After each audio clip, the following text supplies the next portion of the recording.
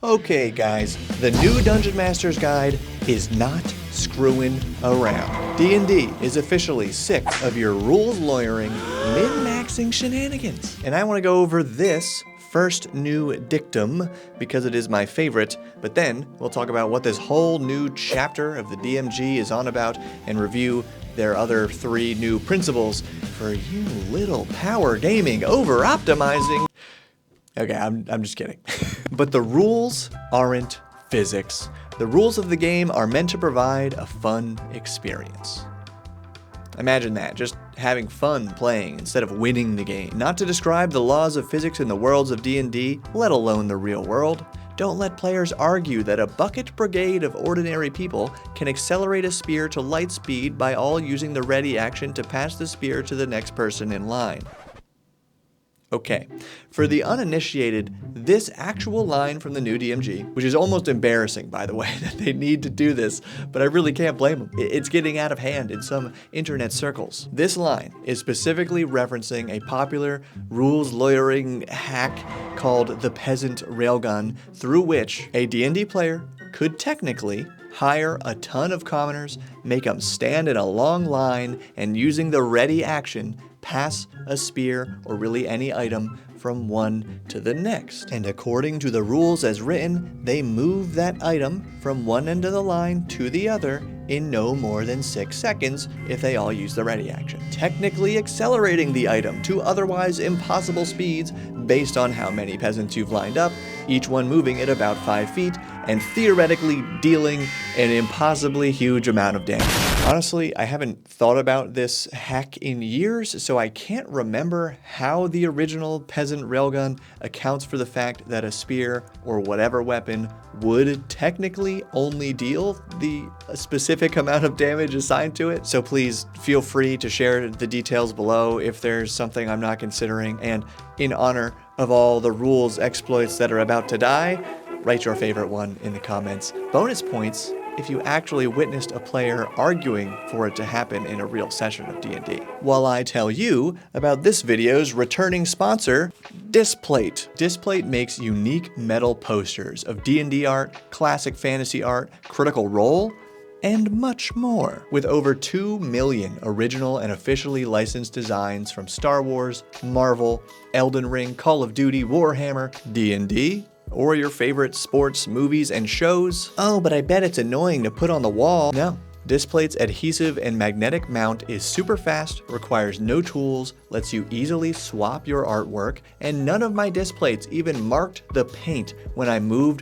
from my last apartment where other adhesive mounts tore chunks out of the wall. Each poster is approved and signed by Displate's Master of Production, and right now, for Black Friday, Displate is offering their biggest discounts of the whole year, up to 44% off your order and the first ever discounts on their glossy Textra collection. So check it out today using my link in the description so they know who sent you. And you know, looking at this makes me wonder if back in the day, rules lawyers still tried to pull just this same sort of trash. But hey, rules, exploits, and optimization can be fun. At certain tables, this type of study and stratagem is completely fine or even encouraged. It is not their trash, but their treasure. And the new Dungeon Master's Guide also acknowledges this style of play right here, saying, some players enjoy poring over the D&D rules and looking for optimal combinations. This kind of optimizing is part of the game. See, know your players in the Dungeon Master's Guide. But it can cross a line into being exploitative, interfering with everyone else's fun. Setting clear expectations is essential when dealing with this kind of rules exploitation. Bear these principles in mind. And the following 4 principles are just simple guidelines, which we'll go over, that every GM should definitely take to heart, because you never know when that guy will come along. By the way, all of this new info is free on D&D Beyond. Yes, it originated in the DMG, but you, me, and everyone can read it in the free 2024 D&D rules under a section called Respect for the DM. I wish they put that in the player's handbook though. Yes, it's good for the new Dungeon Master's Guide to have this detailed context on what is generally okay behavior, but this subsection is literally called Players Exploiting the Rules.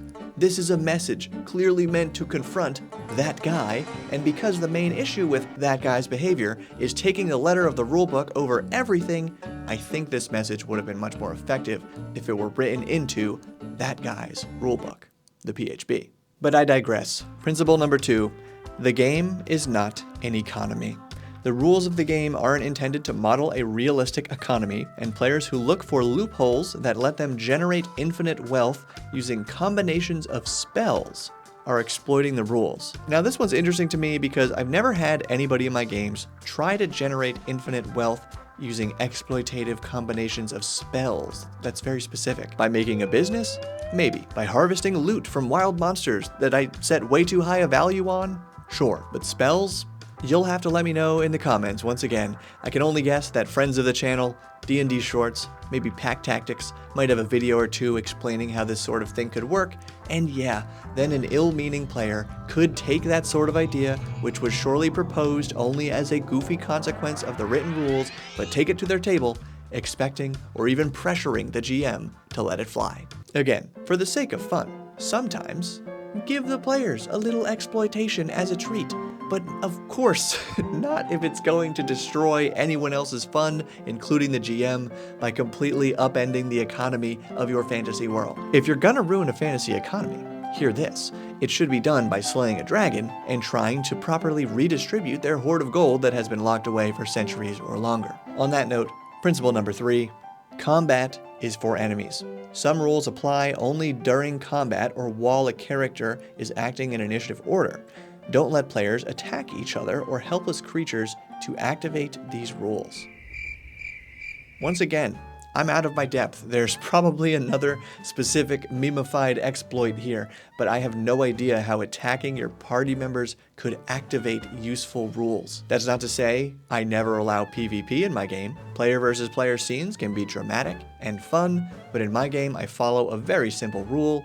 If you're attacking another player's character, that player just gets to decide what happens. So by initiating PvP, you give your target full control over the outcome. That might be worth its own video because it's never failed me and there is more to unpack there, but maybe it's never failed because, as I've implied, my players are reasonable, fun-loving people who don't really engage with the fandom and all these crazy hacks. And attacking a helpless creature, like even a so-called helpless creature, will often have some kind of defenses or incur some natural consequences for attacking them, whether that's a local justice system in the world or some supernatural tally mark for the forces of chaos. Because at a foundational level, player characters are supposed to impact the world, but if they go about the world being jerks, the world might just be a jerk in return. Next principle, rules rely on good faith interpretation.